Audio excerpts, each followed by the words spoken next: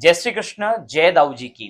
एक स्टूडेंट ने मुझसे एक सवाल पूछा कि हमारा जो मन होता है ना वो बड़ा भटकता रहता है, विषयों की तरफ भागता है, एक्सटर्नल चीजों की तरफ भागता है, बाहर की चीजों की तरफ भागता है, जिससे हमारा पढ़ाई में कंसंट्रेशन नहीं बन पाता। क्या इसके लिए कोई उपाय है? हाँ, बिल्कुल है। मैं बताता हूं कुछ बातों को जो आपको फॉलो करनी पड़ेंगी। केवल सुनने से काम नहीं होगा, उनको जीवन में उतारना पड़ेगा, तो आपका लक्ष्य, चाहे वो नीट का हो, यूपीएससी का हो, अथवा कोई और भी आपके जीवन का लक्ष्य है, वो जरूर प्राप्त होगा।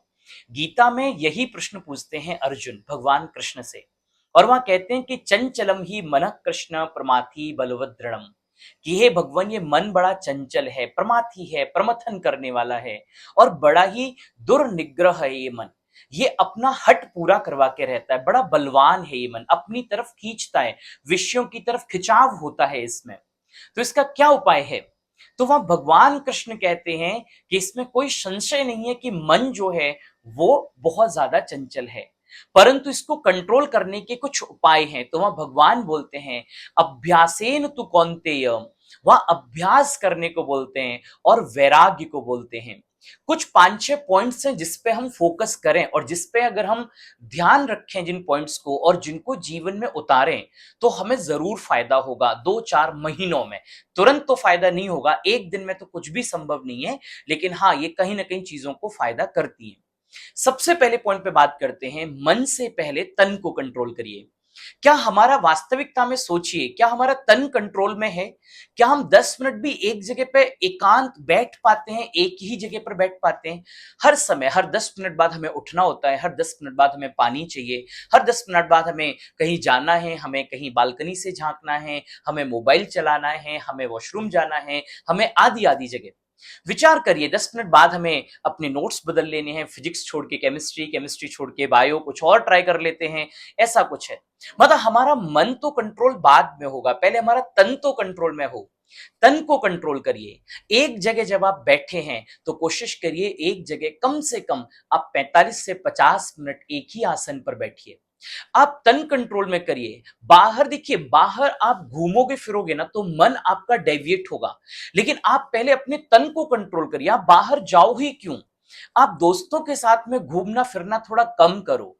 जिन नेगेटिव चीजों से, जिन नेगेटिव चीजों की तरफ हम जाते हैं, हमारे ऐसे एक्शंस को पहचानिए, ऐसी बॉडी एक्टिविटीज को पहचानिए जो हमें अपने लक्ष्य से दूर करती हैं। हमें पहले उनको कंट्रोल करना है।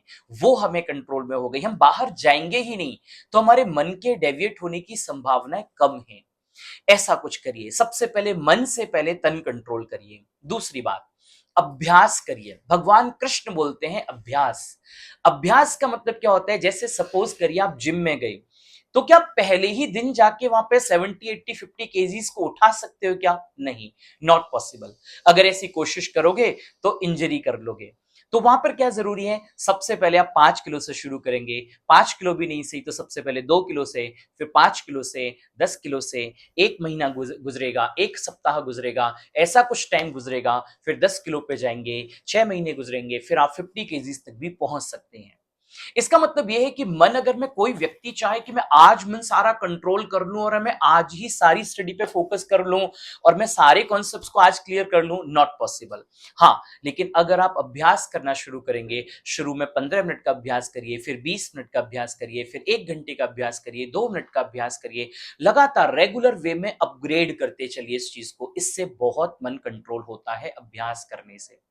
अपने सारे थॉट्स को, अपनी सारी जो आपके एक्सटर्नल थॉट्स हैं, उन सबको कॉन्सेंट्रेट करिए एक जगह पर, और कॉन्सेंट्रेट करके कहीं ना कहीं आप पढ़ाई में मन लगाइए, तो उससे फायदा होगा। तीसरी चीज, लक्ष्य निर्धारित हो। देखिए, उस व्यक्ति के भटकने की संभावनाएं ज्यादा हैं जिसका कोई लक्ष्य नहीं है। जैसे मान लो मुझे यहां से दिल्ली जाना है, तो मुझे पता है ना कि मुझे दिल्ली जाना है, तो मैं ऐसा रास्ता पकड़ूंगा जो दिल्ली तक मुझे लेके जाए। पर अगर मैं रैंडम अपने घर से निकल गया, मुझे रास्ता नहीं पता, मुझे मुझे मेरी मंजिल नहीं पता है कि मुझे जाना कहाँ है, तो मुझे कहीं ना कहीं किसी भी रैंडम रास्ते पर जब आप चल दोगे तो लक्ष्य तक कभी नहीं पहुंच पाओगे। लक्ष्य निर्धारित करिए। पहले ये पता करिए मुझे करना क्या है। मुझे नीट निकालना है, मुझे यूपीएससी निकालना है, मुझे क्लास में टॉप करना है, मुझे, मेरा एक पर्टिकुलर इस टाइम ड्यूरेशन में ये मेरा टारगेट है। ऐसा कुछ डिसाइड करिए, तब जाके मन कहीं ना कहीं आपका एक दृढ़ निश्चय वाला बनेगा, डिटर्मिनेंट बनेगा। कहीं ना कहीं एक डेडिकेशन की जरूरत पड़ेगी उस चीज में। तो सबसे पहले लक्ष्य निर्धारित करें। अगली चीज, वैराग्य। वैराग्य तो भगवान कृष्ण बोलते हैं गीता में अर्जुन के लिए भी संदेश करते हुए। वैराग्य का मतलब क्या है कि मैं हर चीज को छोड़ दूं? नहीं। हाँ, ऐसी चीजों को छोड़ दिया जाए जो आपके लक्ष्य के प्रति नुकसानदायक हैं। ऐसी चीजों को छोड़ दिया जाए जो आपको लक्ष्य से दूर लेके जाएं। जैसे विचार करिए, मोबाइल हो गया, बहुत ज्यादा यारी दोस्ती हो गई, दोस्त बहुत ज्यादा बनाओगे ना। देखिए, आजकल ना दोस्ती दो चीजों को मांगती है, एक समय और एक पैसा। अगर ये दो चीजें आपके पास नहीं है तो सच मानना आपके दोस्त बहुत ज्यादा नहीं बनेंगे।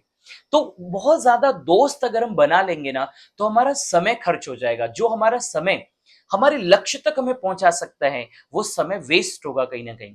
तो कोशिश करिए कि अपने दोस्त बहुत कम बनाएं। अपोजिट जेंडर के प्रति अट्रैक्शन, नो डाउट सबको होता है। ऐसा कोई व्यक्ति नहीं है जिसको अपोजिट जेंडर के प्रति अट्रैक्शन ना हो। पर विचार करने वाली बात यह है, क्या उस अट्रैक्शन के पीछे हम अपने पूरे जीवन को खराब कर देंगे? क्या अपने लक्ष्य से दूर हो जाएंगे? ये ठीक है? नहीं। हाँ, हर व्यक्ति को जीवन के एक पर्टिकुलर एज पे जाके वो चीजें करनी ही होती हैं। शादी ब्याह सबको करने होते हैं, तो ठीक है, जब वो वक्त आएगा तब उस वक्त में करेंगे। पर फिलहाल ये जो वक्त है हमारा, ये वक्त हमारे लक्ष्य के लिए है। अगर ये वक्त हमने कहीं और बिता दिया ना, तो जिंदगी में दोबारा लक्ष्य हमें निर्धारित करने के लिए समय नहीं मिलेगा। ये समय अपने लक्ष्य को अचीव करने का है, उसको चेस करने का है, तो हमें वो करना है। और हमें बाकी जगह अपने टाइम को वेस्ट नहीं करना। तो ऐसी चीजें जो आपको अपने लक्ष्य से डेविएट करें, उनसे वैराग्य हो, वो चीजें कहीं ना कहीं हमारी छूट है। एक संग पॉसिबल नहीं होगा, बट हाँ, अगर आप हर दिन थोड़ी थोड़ी कोशिश करोगे तो जरूर पॉसिबल होगा ये। अगली चीज क्या है? एक आसन पर बैठना। ये हमारे ऋषि मुनि योगियों ने बहुत बताया है। जब भी आप पढ़ने बैठे या जब भी अपने लक्ष्य की तरफ आप केंद्रित करके बैठे, तो कोशिश करिए कि हम एक जैसे बैठे हैं ना। आप आराम से कंफर्टेबल चेयर पे, जमीन पे, बेड पे, जहां आपको ठीक लगे वहां बैठिए, कंफर्टेबल बैठिए। बट एटलीस्ट कोशिश करिए कि 50 मिनट के लिए, 1 आवर के लिए आप उसी जेस्चर पोस्चर में बैठे हों। बार बार आपके जेस्चर पोस्चर चेंज होंगे ना, तो फिर कहीं ना कहीं हमारी बॉडी, मैंने कहा था ना शुरू में, तन कंट्रोल में होगा तो मन कंट्रोल में होगा। तो तन कंट्रोल करने के लिए हमें एक ही आसन पर बैठना सीखना चाहिए। एक आसन पर बैठिए, एक पर्टिकुलर चीज से अटैच रहिए। जैसे फिजिक्स पढ़ रहे हो तो कम से कम 1 घंटा 1.5 घंटा आप एक सब्जेक्ट को पढ़िए। केमिस्ट्री पढ़ रहे हैं तो आप उसको पढ़िए, बायो है तो आप उसको पढ़िए। ऐसा नहीं कि हर 10 मिनट में आपके बॉडी के जेस्चर पोस्चर चेंज हो रहे हैं, आप सब्जेक्ट को चेंज कर रहे हो, आप अपने तरीके को चेंज कर रहे हो। आप हर 10 मिनट पे चेंजेस अगर आप करोगे ना, तो फिर कभी मन कंट्रोल में नहीं होगा। ठीक है, ऐसे कुछ पॉइंट्स थे जिससे मन कहीं ना कहीं क्या होता है, कंट्रोल होता है। ये सब चीजें देखिए एक दिन की नहीं है, और ये सब चीजों का कोई ऐसा मेडिसिन जैसा नहीं है कि आप इसको खा लोगे तो फर्क पड़ेगा। हाँ, लेकिन ये सब चीजें फर्क करती हैं जीवन में, अगर हम इनको रेगुलरली फॉलो करेंगे तो। और last but not the least, discipline, अनुशासन। जिस व्यक्ति के दिन की शुरुआत अनुशासन से होती है ना, थोड़ा सा अनुशासन करिए। जब आप जगें तो थोड़ा सा प्राणायाम करिए। प्राणायाम का मतलब होता है अपनी ब्रीथ पर, अपनी सांसों पर थोड़ा कंट्रोल करना, है ना। तो जब आप प्राणायाम करोगे ना, तो उससे हमारा डायफ्राम जो है वो कहीं ना कहीं ऊपर नीचे होता है, हमारी लंग्स की कैपेबिलिटीज खुलती है, हमारे ब्रेन में ब्लड सर्कुलेशन कहीं अच्छा होता है प्राणायाम करने से। तो प्राणायाम करने से भी हमें बड़ा असर पड़ता है। थोड़ा सा प्राणायाम करिए। एक आसन और होता है, त्राटक करके आसन होता है। त्राटक आसन में क्या होता है, आप आराम से बैठ जाइए और अपनी निगाह से थोड़ी सी डिस्टेंस पर एक ब्लैक डॉट बना लीजिए छोटा सा, और बिना चश्मे के उस डॉट को आप बिल्कुल देखिए, बिना पलक झपकाए, एटलीस्ट फॉर 1 to 2 मिनट, जब तक कि आंखों से पानी ना आ जाए।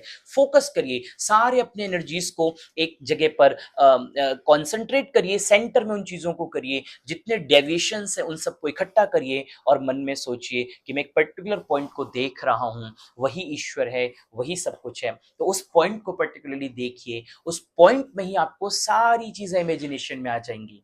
उस पॉइंट पे जब आपका फोकस बढ़ता चलता है, तो उसी को बोलते हैं त्राटक बोलते हैं। ये बड़ा ही असरदार होता है, आई साइट को भी इंप्रूव करता है और मन को भी बड़ा कंट्रोल में करता है। अगर आप करना शुरू करेंगे तो इसका बहुत जल्दी ही कुछ ना कुछ असर जरूर होगा। ये सब पॉइंट्स को अगर आप फॉलो करते हैं जीवन में, तो जरूर आपको लक्ष्य मिलेगा। और ये ज़रूर याद रखिए, आपके कर्म ही आपको लक्ष्य तक पहुँचाएँगे। ये सब चीज़ें उसमें सहायक हैं, अपने कर्म करते चलिए, अच्छा काम करिए। Wish you all the best. जय श्री कृष्ण, जय दाऊ।